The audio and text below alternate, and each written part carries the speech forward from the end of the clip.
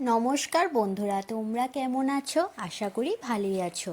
মিষ্টু রান্নাঘরে তোমাদের স্বাগত জানিয়ে শুরু করছি আমার আজকের রেসিপি। আমার আজকের রেসিপি হলো পটলের পুর। এর জন্য আমি এখানে 4টে বড় সাইজের পটল নিয়ে নিয়েছি। এখন আমি পটলগুলি ছেঁচে নিয়ে পটলের উপর আর নিচের দিকের অল্প অল্প অংশ ফেলে দেওয়ার পর পটলের অল্প অল্প খোসা রেখে পটলটা মাঝখানে কেটে নেব। আমি তোমাদের সঙ্গে একটা পটল কাটা দেখিয়ে দিচ্ছি। এই পটল কাটাটার মতন আমি বাকি পটলগুলিও একই রকমভাবে কেটে নেব।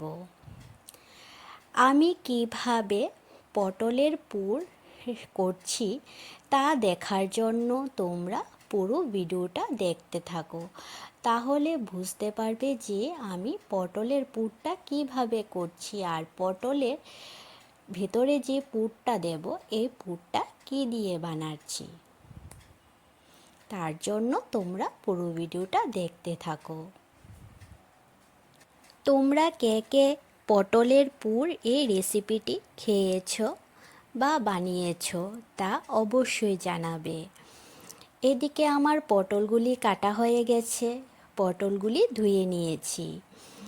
এখন আমি পটলগুলি মাঝখানে যে পটলের বীজগুলি আছে সেই বীজগুলি চামচ দিয়ে বের করে বাটিতে নিয়ে নেব।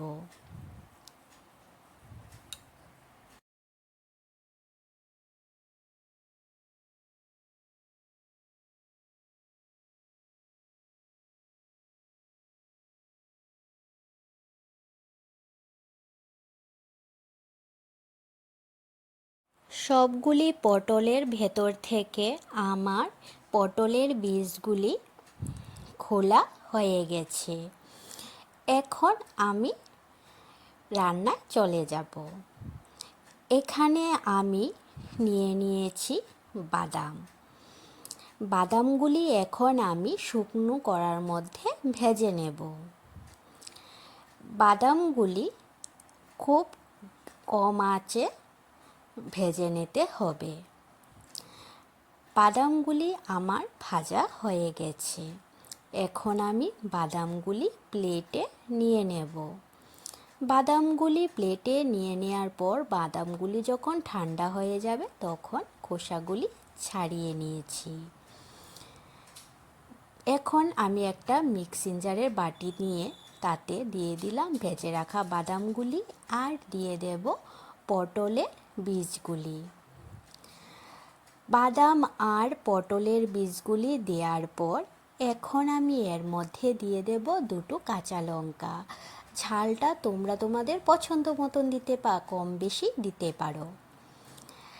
লঙ্কা দেওয়ার পর সামান্য জল দিয়ে এখন আমি একটা পেস্ট তৈরি করে নেব।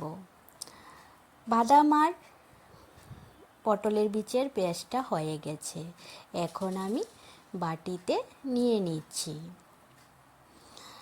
বাটিতে নেওয়ার পর এদিকে গ্যাসে আমি একটা কড়াই বসিয়ে দিয়েছি। দিয়ে দিলাম সাদা তেল। তেলটা গরম হয়ে যাওয়ার পর দিয়ে দিলাম পেঁয়াজ কুচি।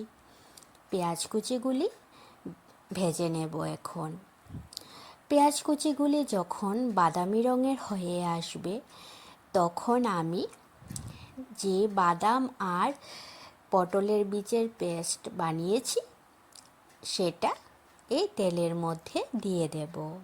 পেঁয়াজগুলি ভাজা হয়ে গেছে, এখন আমি দিয়ে দিচ্ছি।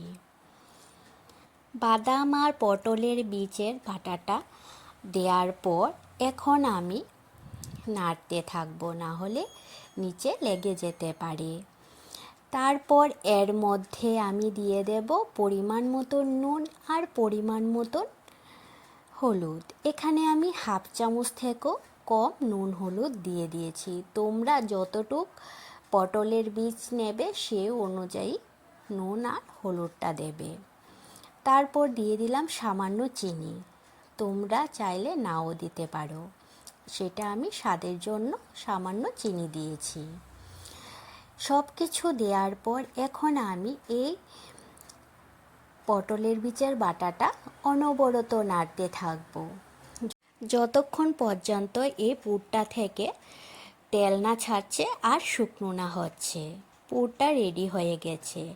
এইদিকে আমি একটা বাটি নিয়ে এর মধ্যে দিয়ে দিচ্ছি 2 চামচ চালের গুঁড়ো, দিয়ে দেব 2 চামচ বেসন। 2 চামচ বেসন দেওয়ার পর এখন আমি এর মধ্যে দিয়ে দেব 1 চামচ চিনি। চিনি দেওয়ার পর এখন আমি এর মধ্যে দিয়ে দিচ্ছি 1/2 চামচ হলুদ, 1/2 চামচ নুন আর সামান্য একটু লঙ্কার গুঁড়ো। তোমরা যদি লঙ্কার গুঁড়ো না দিতে চাও তাহলে কাঁচা লঙ্কা বাটাও সামান্য দিতে পারো। সব কিছু দেওয়ার পর মিশিয়ে নিয়ে তারপর এর মধ্যে আমি অল্প অল্প জল দিয়ে গুলে নেব।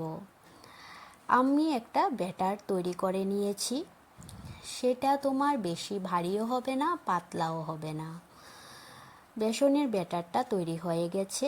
এখন আমি পুরগুলির ঠান্ডা হয়ে যাওয়ার পর এখন আমি পটলের মধ্যে পুরটা ভরে নেব।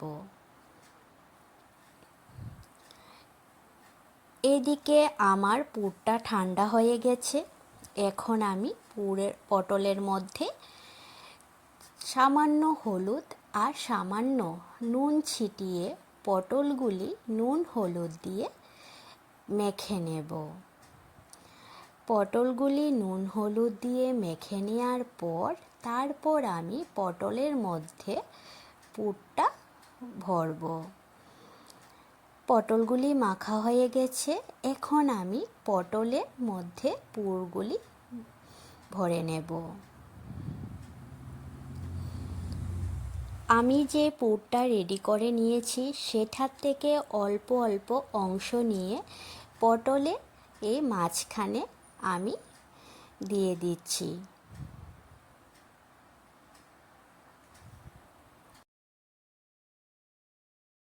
একে একে আমি সবগুলি পটলের মধ্যে পুর ভরে নিয়েছি। এখন পটলের মধ্যে পুর ভরা হয়ে গেছে। এইদিকে আমি গ্যাসে একটা কড়াই বসিয়ে দিয়ে দিলাম সাদা তেল। তেলটা গরম হয়ে যাওয়ার পর এখন আমি এই পটলের পুরটার উপরে যে ব্যাটারটা বানিয়েছি সেটা দিয়ে দেব। আমি যেভাবে পটলের উপরে ব্যাটারটা লাগিয়েছি সেইভাবে লাগিয়ে তারপর পটলগুলি ভেজে নেব। সেই একই রকমভাবে বাকি পটলগুলির মধ্যেও আমি ব্যাটার লাগিয়ে তারপর পটলগুলি ভেজে নিচ্ছি। এই পটলের পুরের উপরে ব্যাটারটা লাগালে তাহলে পটলের পুরটা বের হবে না। পটলগুলি এখন আমি এই পিঠ ও পিঠ ভালোভাবে লাল লাল করে ভেজে তুলে নেব।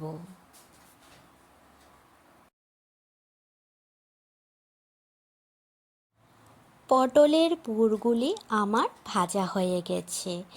এখন আমি পটলের পুরগুলি প্লেটে তুলে নিচ্ছি। পটলের পুরগুলি প্লেটে তুলে নেওয়ার পর এই তেলের মধ্যে আমি বাকি পটলের পুরগুলি ভেজে নেব।